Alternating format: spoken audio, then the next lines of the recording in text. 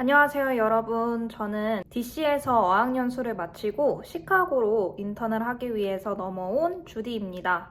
웨스트 기간 중에 3분의 1인 어학연수가 저는 지지난주로 이제 끝이 났었고요. 인턴십 정식 출근이 다음 주 월요일부터 시작이 돼서 지금 시카고에 와 있습니다. 그래서 오늘은 제가 지난번에 말씀드린 것처럼 미국에서 집을 구하는 방법과 생활비를 관리하는 자그마한 꿀팁을 가지고 왔는데요. 특히 웨스트 프로그램 참가자들은 신용 점수가 없고 인턴십을 시작한 상태에서 집을 구하는 게 아니기 때문에 조금 더 집을 구하는 게 어렵고 까다로워요. 그래서 제가 이번에 집을 구하면서 사용했던 플랫폼들과 조심해야 될 사항들을 조금 정리해 보려고 합니다. 우선 저희같이 단기로 집을 구하는 사람들은 선택지도 많이 없을 뿐더러 조금 더 가격이 비싸게 측정이 되는 점이 있습니다. 그래서 워싱턴을 기준으로 저는 $1,100 정도가 맥시멈으로 봤었고요.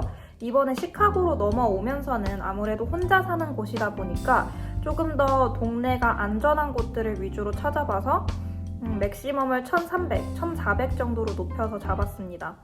이게 어학연수 기간 동안에는 다른 사람들이랑 같이 살 수 있기 때문에 예산이 조금 더 낮춰지지만 이제 인턴십을 배정되고 나면은 혼자 살 수밖에 없는 사람들이 있어요. 저도 시카고에 혼자 배정을 받아서 그랬기도 했고, 그래서 이제 혼자 집을 구하게 되면 더욱더 가격이 올라가는 편이기 때문에 이러한 점들을 잘 고려하셔서 집을 구하시면 되겠습니다. 먼저 첫 번째로 알려드릴 웹사이트는 한인 웹사이트인데요. 보통 저희같이 단기로 오는 사람들은 서블렛을 많이 구하는 편입니다. 앞에 세입자가 빨리 나가게 되거나 길게 여행을 다녀온다든지 이런 식으로 집이 중간에 많이 빌 때 저희가 그 집을 사용을 하는 건데요. 이런 서블렛은 크레이글리스트나 페이스북 그리고 한인 사이트 등에서 구할 수 있습니다. 일단 저는 여기 시카고 서블렛을 한인 사이트에서 구했어요. 아무래도 뉴욕으로 가는 분들이 많이 있으시니까 제가 한번 뉴욕 서블렛을 찾아보도록 하겠습니다. 뉴욕은 헤이코리안이에요. 그래서 헤이코리안 미주 부동산으로 들어가시면 되는데요. 이 미주 부동산에 들어가서 본인이 원하는 이제 하우징 옵션을 찾으시면 됩니다. 저는 보통 서블렛에 들어가서 찾았어요. 서블렛에 이제 본인이 원하는 지역, 맨해튼에 있고 싶으시다면 맨해튼을 적용해서 찾아보시면 되는데 이렇게 3월 19일부터 4월 5일까지 하는 단기 서블렛도 있고요. 이거는 이제 여행자들 전용이겠죠. 그리고 이런 맨해튼 3월부터 단기 장기 서블렛 가능 이런 거를 들어가 보시면 마스터룸 2월 20일부터 단기 장기 서블렛 구하고 있습니다. 이런 곳이 있어요. 이제 한 달 기준 유틸리티와 와이파이 포함 $2,400이고 조정 가능합니다. 이런 식으로 이제 사이트들을 보실 수 있고요. 자, 이제 두 번째는 페이스북이거든요. 근데 페이스북이 사기가 많아요. 페이스북이랑 크레이글리스트라는 두 개의 웹사이트가 가격대도 괜찮고 그리고 매물도 굉장히 많이 올라오는 웹사이트들 중에 하나예요. 근데 그만큼 사기의 위험이 높다. 그렇기 때문에 페이스북이랑 크레이글리스트를 사용을 하실 때에는 이 사람이 사기꾼일 확률이 80%다 라고 생각을 하고 무조건 조심해서 해야 합니다. 페이스북에 들어가 보시면 페이스북 마켓플레이스라는 것도 있고 저는 그냥 그룹에 들어가면은 이렇게 그룹 검색을 할 수 있거든요. 여기에 본인이 원하는 도시의 서블렛을 검색하시면 됩니다. 그래서 들어가 보면 시카고 시티에 있는 이렇게 하우징 옵션들을 이제 사람들이 개인적으로 올리는 공간입니다. 여기 이 사람 걸 보면 여자나 남자 중에서 서블리스 이제 할 사람을 구하고 있다. $1,100인데 유틸리티도 포함이 되어 있고 자기에 대해서 이렇게 설명도 하고 있죠. 이런 식으로 메시지를 보내면 메시지의 응답률이 굉장히 저조합니다. 페이스북은. 그래서 무조건 많이 보내봐야 되고 그렇게 두세 개의 답장이 오는데 그 중에서 한두 개는 꼭 사기입니다. 크레이글리스트는 이제 하우징만 하는 것들이 아니라 우리나라의 중고나라라고 보시면 됩니다. 집을 한번 볼게요. 이거는 제가 크레이그리스트에서 시카고 집 찾을 때 미리 설정을 해놨던 것들인데 여기에도 룸쉐어가 있고 서블렛 그리고 뭐 베이케이션 렌탈도 있고 굉장히 많아요. 근데 단기는 룸쉐어나 서블렛 위주로 보시는 게 좋습니다. 저는 서블렛으로 한번 들어가 볼게요. 여기 리플라이 버튼이 왼쪽 위에 있어요. 이 버튼을 누르면은 제 거는 계속 에러가 떠서 그렇긴 한데 여기에 이메일이나 아니면 전화번호 같은 게 떠요. 그런 걸로 이제 너 포스트 봤는데 집이 너무 예쁘더라. 투어를 하고 싶거나 아니면 본인이 궁금했던 점들을 적어서 이제 메일을 보내면 답변이 옵니다. 근데 얘네도 답변율이 한 40%? 50% 정도 되는 것 같아요. 개인 매물이 가장 많이 올라오는 곳이기 때문에 단기적으로 구할 때는 여기에서 다들 많이 구하는 것 같아요. 그리고 다음으로는 업체들이에요. 업체들인데 이제 학생들, 짧은 인턴십으로 오는 저희 같은 사람들한테 방을 렌탈을 해주는 그런 업체들이거든요. 뉴욕에서 언제부터 언제까지 살 건지 한번 입력을 하고 근데 또 여기서 체크해야 될 건 퍼니시드가 돼 있냐 안 돼 있냐 그러니까 가구가 들어와 있냐 안 들어와 있냐거든요. 저는 무조건 퍼니시드 돼 있는 옵션을 봤어요. 그냥 매트리스만 있으면 돼 하시는 분들 있잖아요. 그러면은 사실 퍼니시드 옵션보다 그냥 자기가 매트리스 한 번 사는 게 나아요. 왜냐면 퍼니시드 된 옵션은 매달 200~300불 이상 차이가 나는 금액을 지불을 해야 되기 때문에 3개월만 해도 거의 1000불이잖아요. 그러면 그냥 매트리스 하나를 자기가 사는 게 낫다. 그래서 맨하튼 안에서 준 스튜디오를 보면요. 여기는 이제 이스트 빌리지 쪽에 있는 곳인데 얘네가 업체에서 관리를 하기 때문에 굉장히 깔끔하다는 거죠. 근데 다른 데보다 훨씬 비쌀 뿐더러 방을 보면요. 진짜 좁아요, 얘네가. 특히 지금 여기 맨하탄 보시면요. 여기 보이세요? 이렇게 침대 딱 하나. 그냥 감옥이에요, 여기는. 이게 맨하탄이라서 훨씬 이제 더 그런 거긴 한데 DC나 시카고를 찾아봤을 때도 제가 같은 가격 대비 다른 집들보다 훨씬 위치도 별로고 이제 방의 구조도 별로고 한 달에 매번 멤버십 피도 나가요. 멤버십 피도 한 150불인가? 그 정도 나가거든요. 그러니까 월세 나가지, 퍼니시드 되어 있으면 그 옵션비 나가지, 그리고 거기에다가 매달 멤버십비 나가지. 이렇게 3개가 나가는 겁니다.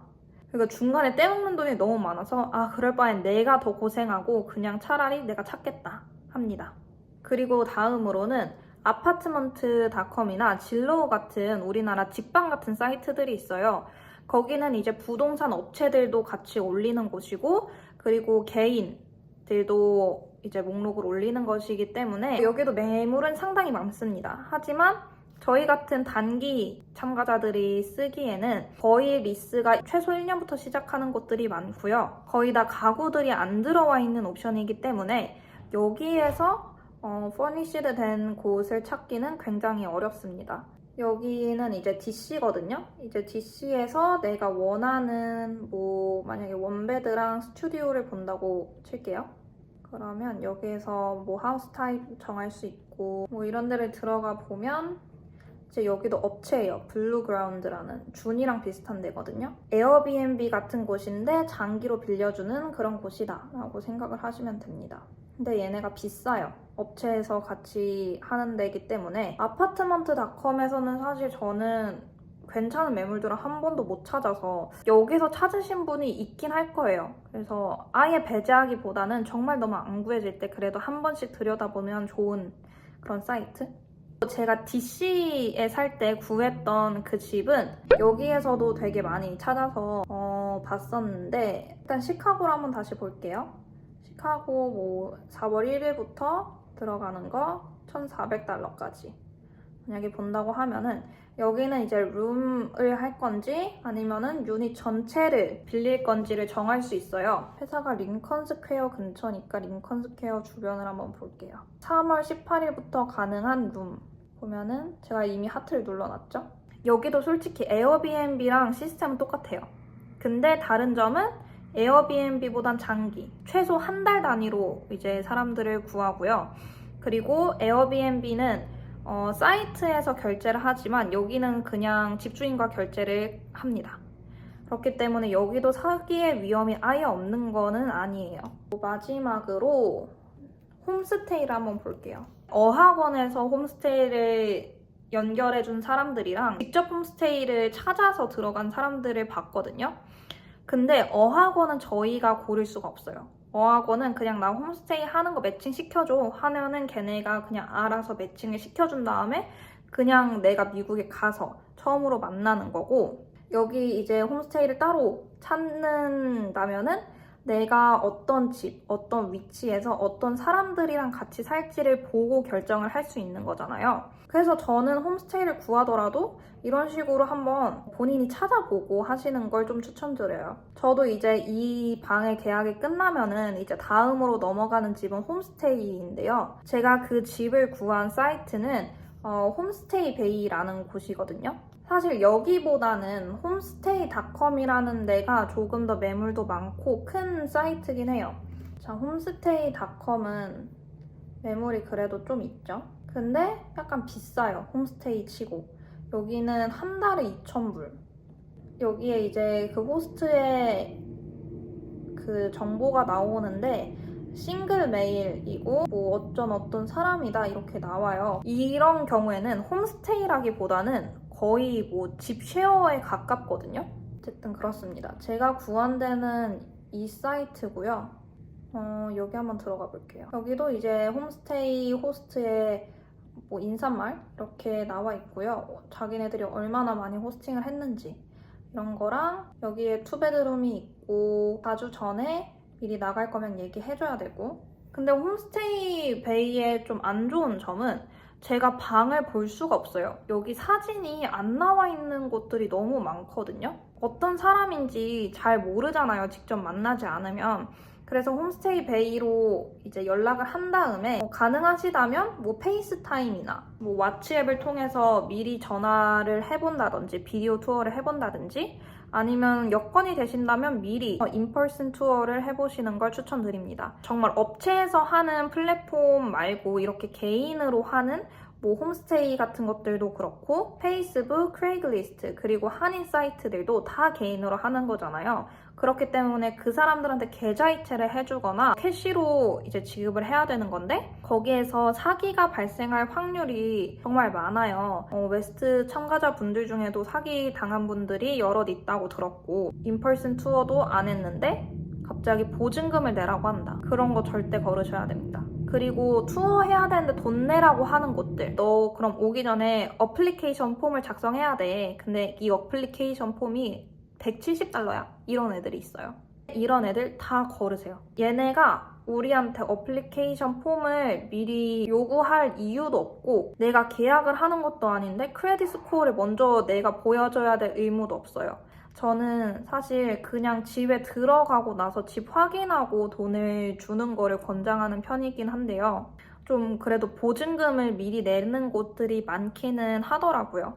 그래서 보증금까지는 괜찮으나 보증금이랑 월세까지 다 한꺼번에 받는 곳들은 조금 주의를 해볼 필요가 있다. 이제 집에 들어가고 나서는 파손된 게 없는지 집에 이상은 없는지 미리미리 동영상으로 다 찍어 놓는 거를 추천해 드립니다. 나중에 무언가 일이 발생을 했을 때도 내가 맨 처음에 들어왔을 때 이랬는데 이건 원래 이랬고 내 잘못이 아니야 라는 거를 증명할 수 있는 수단이 필요하잖아요. 집을 입주하실 때에는 되도록 꼼꼼하게 하시는 걸 추천드려요. 자, 이제 한번 생활비 관리 파트로 넘어가 볼게요. 제가 1편에서도 말씀을 드렸지만 생활비 관리에서 빠질 수 없는 점은 한국에서 미국으로 환전을 할 때 얼마나 내가 아낄 수 있냐예요.